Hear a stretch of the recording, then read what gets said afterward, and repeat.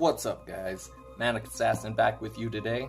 So it looks like Ubisoft accidentally leaked some gameplay footage, and they've been striking down my videos all day. As you can see, we've had our eye on you for some time now, Mr. Anderson. So I'm just gonna go ahead and do a review. I was gonna include some footage from the video in this, but I'm thinking that I may end up having to do some screenshots instead so that Ubisoft doesn't come to my house, kill my family, and burn down my house.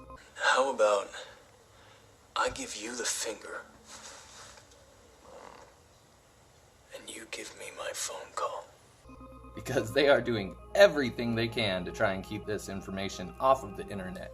It went up to the cloud! And you can't get it down from the cloud? Nobody understands the cloud. It's a mystery!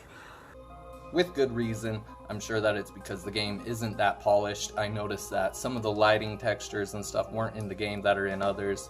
They probably plan on adding that in later. As well as it's a little bit glitchy still.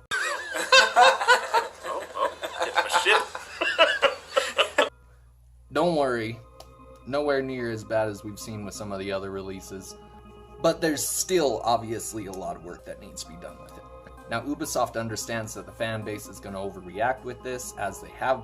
If anybody else noticed, yesterday I posted a video of the gameplay footage, and it ended up receiving not only the most amount of video plays as I've ever seen, but it also received the very first unlike on my page, as well as the very first negative comment. Your special has now become not very special, thanks to Dickface there. If you happen to see anything else that I left out, leave it in the comment. Would love to see what you come up with. So let's go ahead and get into it. Hey guys, you ready to let the dogs out? What? Do what? Let the dogs out, you know, like, who let the dogs out? Who? Who brought this guy along? Now, one of the very first things that I noticed about this is that it's very reminiscent of The Witcher. I know that's something that they've been aiming to do with these past games. It's all the same. But they didn't necessarily pull it off. I actually originally thought that this was a fake video on YouTube, as you see on other channels. Went to the comments section, noticed that people were commenting on how they appreciated it less than other games, which was a dead giveaway that it was real. So they had really pulled off the Witcher aesthetic with this game. Now, another interesting thing that I saw was that you can use the battering ram, or you can let your soldiers use the battering ram itself. Or if you don't want to use the battering ram, you can circumvent that and go ahead and climb up and go in stealthily as well. It's peaceful. So not only are they paying attention to the fact that we want an Assassin's Creed game with this stealth engine, but they're also paying attention to how the NPCs need to fight accurately according to the timeline. Next thing I noticed, Eagle Sense is back. It looks like they've installed some type of an engine along with that. You get a glimpse of it about 3 times throughout the video, if you were lucky enough to catch it before Ubisoft strike those down. Now, the fighting engine itself not only seemed to be a mixture of Odyssey and Origins, but they actually added in a few things that I thought were oddly reminiscent of the Ezio trilogy. Such as when a character's down on the ground, they have a lot of life. You walk up to them, doesn't matter, you hit them with a weapon or something, it's going to only do so much damage. But if you stomp on their ribcage, break the ribcage, they're of course not going to get back up, and it's one of their insta-kills. I thought that was an interesting little nod to the old games. I loved it. Now, the other thing that I noticed with this is that you can actually use your ship as a battering ram. For a brief moment, we notice Eivor jump off of the ship, let that coast right into the wall, and it destroys the wall right there for their first breach. Another thing that happens right before that, we notice the ship gets struck by lightning. It's really, really small, you barely even notice it. I didn't even notice it until about my 5th watch through the video, and I thought that was an interesting little ad. We've seen little teasers and people thinking that that happens inside of the game, but I don't think we've actually seen it full-fledged yet. Next up, destructible fortresses. Looks like almost everything in this game has a destructible feature. I noticed this with not only the shields and the weapons, but you can also do it with the doors and the walls for breaching. It looks like they're going to be paying a lot more attention to where they go with the fortresses and how the destructible environments have a lot to do with where your gameplay goes. Now, not only can you disarm enemies by doing a parry or whatever it may be, but you can also pick up any weapon on the ground and throw it at an object. This is something that I noticed that they brought back. I've been waiting for this for so long. Brotherhood and Revelations had it as a feature, and it's actually the main reason why I started playing the AC series again with AC2. Speaking of which, we get our very first view at the shield melee, and this happens probably about 5 times.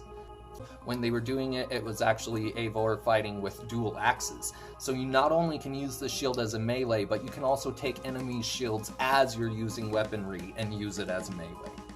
The weaponry upgraded system seems a little bit reminiscent of Odyssey, only it had more slots. Now, this is probably going to mean that there's a lot more customization, a lot more detail with each individual character, so if we have an online version of this, if you play with your friends or whatever, your costume will guaranteed look very different from each other's. Now, not only do we have a great customization engine, but I also noticed that you can take off any piece of clothing, so if you wanted to, in a sense, you could even fight butt naked. Much like Skyrim, Todd Howard would be very pleased. I read on the internet that our games have had a few bugs. Now, the leveling system seemed a little bit more like Origins, as well as I did notice a few fight combos that were actually reminiscent of Assassin's Creed Origins. I'm sure that it's because it's Ubisoft Montreal who worked on Origins as well as this. They're probably recycling some stuff so that they can make the game a little bit more detailed for what the fans have been asking for, and as we know, everybody loved Origins. There was a grid layout leveling system, sort of like in Origins, and I personally really loved where they went with different aspects of different games to try and include all of the best things that everybody loved, and try and mesh it together in a cohesive manner. We also get a small little video, don't worry, spoiler free, they skip through the dialogue, of an example of how the alliance forging is done within the game system.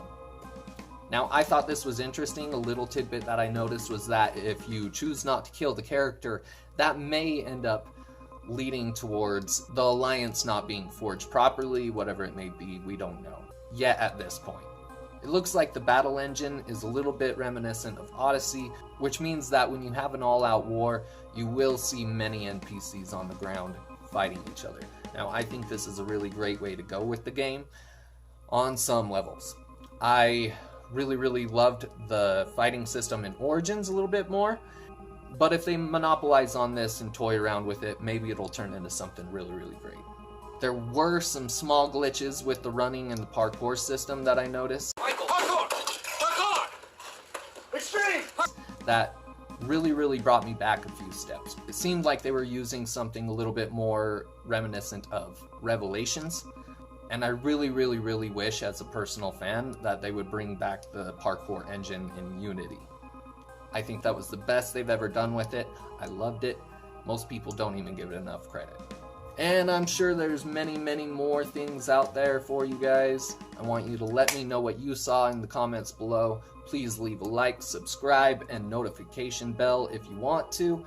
And hopefully this video won't get taken down by Ubisoft. Tell me, Mr. Anderson,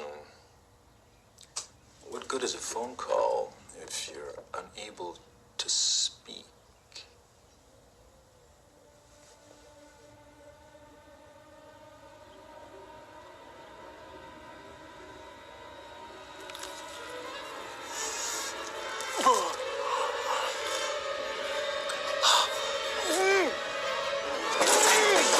But it looks like they really don't want this information getting out there because they know people are more likely to take it the wrong way. The game is not finished yet. Remember, there needs to be a lot more polishing. We still have 4 months to go, and there's no reason that we need to view this as the finished product. If anything, this is a good sign. It means that they're not releasing things until it's a level that we all agree with.